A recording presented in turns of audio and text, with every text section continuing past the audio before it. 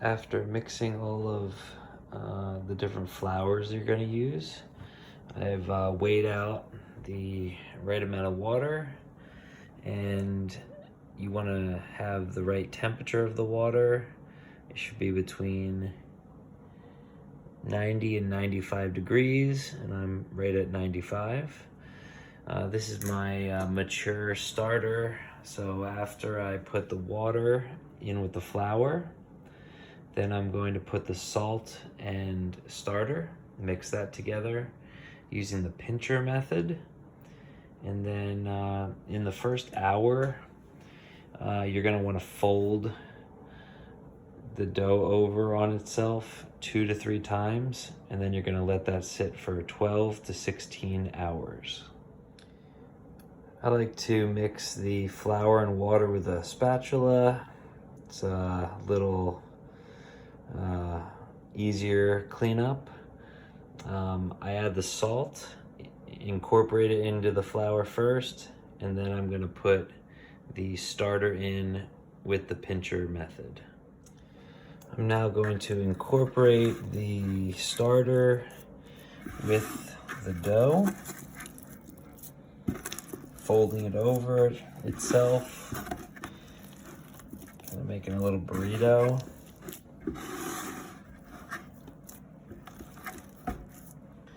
And then pinching straight through, and then doing that maybe 3 times.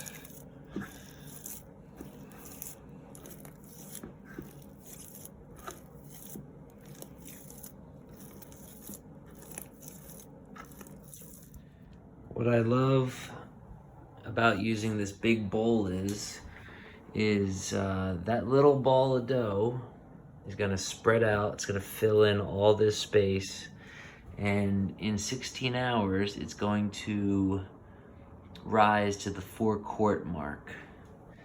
And I'll show you what that looks like tomorrow. So after your flour has risen 3 times its original size, it's ready to be shaped and put into proofing baskets.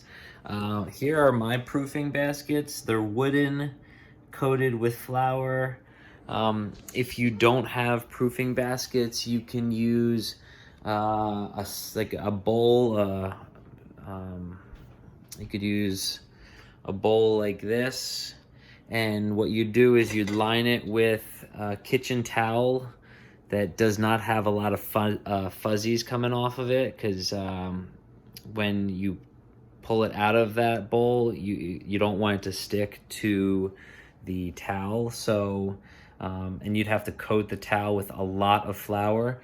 These are great because they're so dry, and it pops out of the bowl much easier. So now I'm going to take the flour, the risen flour, out of the bowl, separate it into 2 with this little contraption here. You could use a knife as well.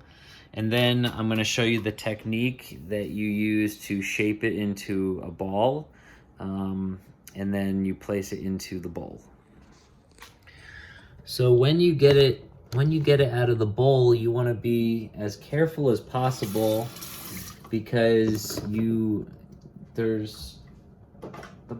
the dough has created structure with the fermentation. So you want that structure to be maintained as you're pulling it out of your bowl. So little by little, you're just gonna pull it, and it's gonna start falling out of your bowl.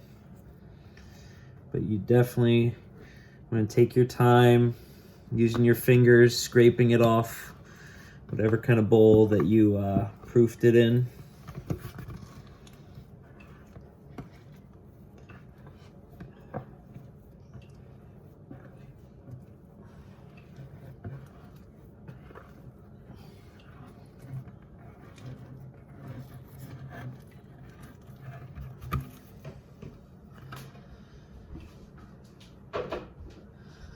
Okay. Now I'm gonna Find the middle.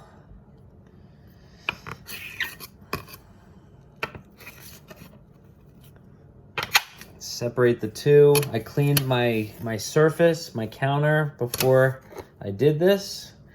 Sometimes I put flour on it. I did not this time. So now what I'm gonna do is I'm gonna start making a ball. So I'm gonna grab an end, fold it in. Grab another end, fold it in. Grab this end.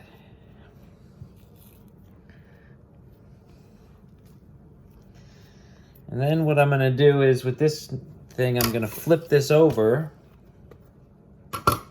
get some flour on my hands on the surface a little bit. And I'm gonna put my hands behind the dough and I'm gonna pull it towards me. And it's gonna end up pulling the edge underneath the bowl.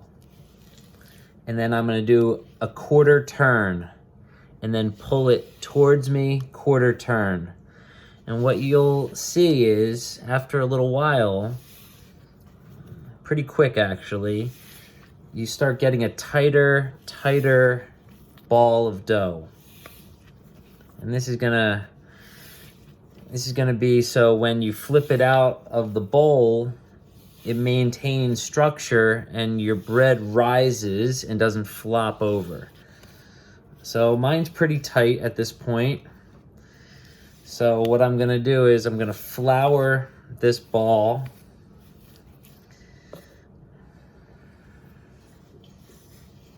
On both sides, and I'm gonna put the bottom, this side, on the bottom of the bowl, so it's actually gonna be the top of my bread. So flip this over, put some more flour on top. I put a little flour in the bowl. You definitely don't want it to stick when you're pulling it out. Place it in. I put a little flour on the edge, so as it expands in this bowl, there's just extra flour there. You can always brush the flour off, and that's one. The next step requires twisty ties or a clip and some plastic bags. What you're gonna do is you're gonna let this bread proof inside this bag for 2 to 3 hours. So just try to lock it in there. I try to get bags that don't have holes in them, but I don't think it matters too much. And this is gonna sit on the counter for the next 2 to 3 hours. In about 2 hours, I'm gonna start preheating my oven to 475 degrees. That's what I've found my sweet spot with my oven. I bake this bread, hi sweetie. I bake this bread in a Dutch oven. It is a beautiful method that I would highly recommend. This is mine here. I believe it's cast iron with some porcelain on it. You're gonna preheat your oven to about 475 with the Dutch oven in there with the lid on. And that needs to be preheated for about 1 hour. So in about an hour and a half, I'll start my preheat, so I'll be ready to bake in 2.5 hours. I'm about to put my first loaf in the Dutch oven. It's been preheating for an hour at 475. I'm gonna put a little flour on top of the bread so it doesn't stick to my hand when I flip it out into my hand. Carefully putting it in the Dutch oven. This needs to be done by adult supervision or by an adult. Okay.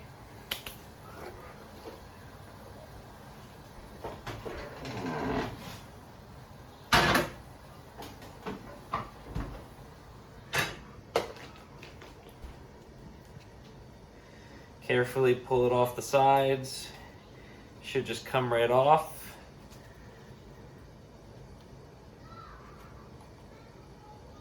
And quickly get it into your Dutch oven.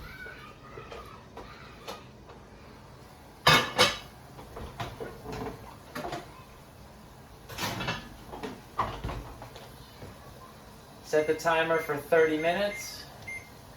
It's gonna cook 30 minutes with the top of the Dutch oven on, and then an additional 18 to 20 minutes with the top of the Dutch oven off.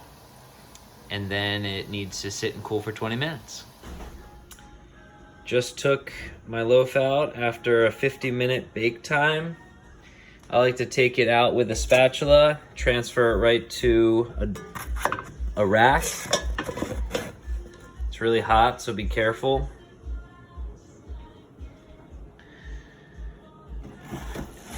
It's best to not eat this for at least 20 minutes. If you put your ear up close to it, you can hear the crackling, though you probably can't. And that's a beautiful loaf.